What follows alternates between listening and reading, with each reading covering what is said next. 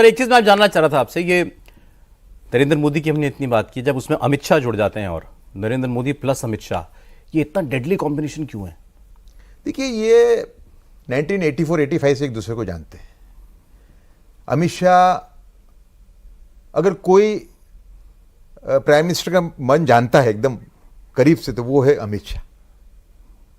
और दोनों का काफी बॉन्ड रहा। देखिए, मैं आपको एक दो चीजें बताऊंगा कि जब अमित शाह जेल में गए 2010 के अंदर, है ना, तो उन पर बहुत प्रेशर लाया गया कि आप अप्रूवर बन जाओ, मोदी का नाम ले लो। हाँ, आप अप्रूवर बन जाओ और ये कहो कि जो एनकाउंटर जो हुए थे, है ना, वो मैंने नरेंद्र मोदी के कहने पे किए थे। चीफ मिनिस्टर के पास होम पोर्टफोलियो था फुल, ये MOS होम थे, समझे ना आप। तो वो बिल्कुल सरेंडर नहीं हुए, समझे आप। इससे उनका बॉन्डिंग और बढ़ गया। और स्ट्रेटेजी के अंदर तो ये मतलब दोनों का ऐसा तालमेल है, जैसे कि जब अमित शाह आते हैं वापस पूरे दिन का कैंपेनिंग करके, मैं उनके साथ कई बार मैंने इसके अंदर 18 के अंदर काफी ट्रैवल किया हुआ है, तो वो पूरा ब्यौरा रात को प्राइम मिनिस्टर को बताते हैं, बिल्कुल हू बहू साहब को देते हैं, हू बहू बताते हैं। साहब बोलते हैं ना, वो साहब बोलते हैं, हू बहू बताते हैं। और ये रोज का है, रोज का रात को बात होनी है, इलेक्शन के टाइम पे खास करके, और हु बहू पूरा बताएंगे। कहीं आदमी कम ये है, दोनों ये कहीं आदमी अगर कम है रैली के अंदर, तो वो भी कहेंगे कि रैली में कम आदमी थे लेकिन सीट अपनी सिक्योर है। नहीं, ये नरेंद्र मोदी अमित शाह ये मिलकर सोचते हैं, या नरेंद्र मोदी सोच उसका वो आइडिया मैन है और वो एग्जीक्यूट करवाते हैं अमित शाह के थ्रू? कैसे होता है? नहीं, दोनों है, दोनों है। अमित शाह के पास कोई आइडिया होता है तो वो भी देते हैं प्रधानमंत्री जी को, उसको उनको ठीक लगता है तो उसको इम्प्लीमेंट करते हैं, और है ना। लेकिन ज्यादातर जो रोल है अमित शाह को इम्प्लीमेंट करने वाला है। नरेंद्र मोदी ने बताया एग्जीक्यूट करेंगे अमित शाह। हाँ, लेकिन ऐसा नहीं कि वो आइडिया देते नहीं है। ठीक है, फाइनल डिसीजन देखो शिवाजी जैसा ही मामला है, आप एडवाइस लो और फिर तय आप करोगे कि क्या करना है। एक कमेंट इस जोड़ी के ऊपर देवेंद्र का।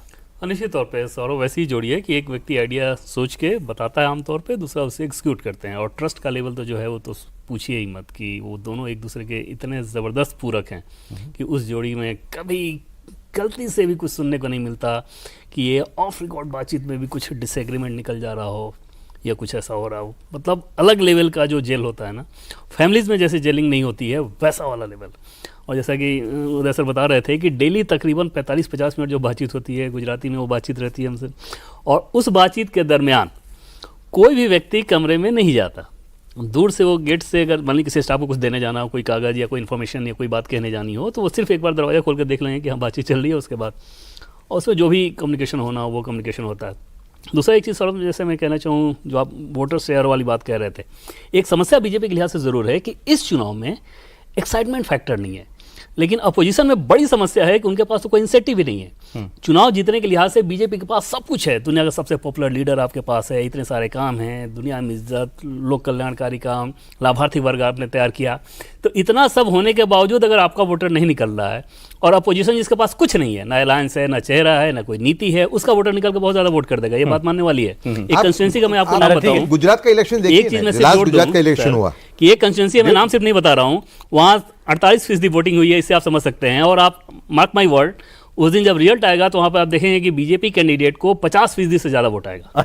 अच्छा ठीक है। टाइम बिल्कुल खत्म हो गया। 1.5 साल पहले जो वोटिंग हुआ अपने गुजरात में, जिसमें 157 सीट है, उस टाइम पे भी ऐसा कोई एक्साइटमेंट नहीं था इतना। नहीं था उसमें, उससे पिछले चुनाव से वोट कम, 4% वोट कम पड़ा है उसके अंदर, तब भी इतना लैंडस्लाइड। एक बार हमने बात बीजेपी की बहुत कर ली, लास्ट में केवल 10 सेकंड के अंदर मोदी जी का तो आपने बताया वो जीत रहे हैं, कोई शक नहीं है आपको? नहीं, मेरे मन में कोई भी शक। कांग्रेस को जीत रहे नहीं, अच्छी तरह जीत। कांग्रेस को 40 सीट आ रही है, ज्यादा आ रही है या कम? इसमें डिबेट हो सकती है, लेकिन 40 पे भी डिबेट कर रहे हैं। डिबेट मतलब 10 ज्यादा हो, 20 ज्यादा हो, कम हो, इतना ही है। लेकिन इतना ही बोलने वाली ये भी है कि 30 आएगी। हाँ, 30-35 आएगी। 44 थी 2014 के अंदर, समझे? कहने वाले उसके वो एक अंदाजा लगाना डिफिकल्ट है। 15-20 सीट का फर्क पड़ सकता है, इतना ही होगा, लेकिन फर्क पड़ेगा तो, ऐसा मेरा मानना है। आपका भी यही? कांग्रेस का? मुझे तो मेरे हिसाब से 50 के आसपास है, प्लस माइनस 10 इधर उधर, प्लस माइनस, है ना? और अभी तक जो इंडिकेशंस हैं और जो वो जा रहा है उसके हिसाब से माइनस में होने की संभावना ज्यादा है, प्लस की मुझे बहुत ज्यादा दिखाई नहीं देती।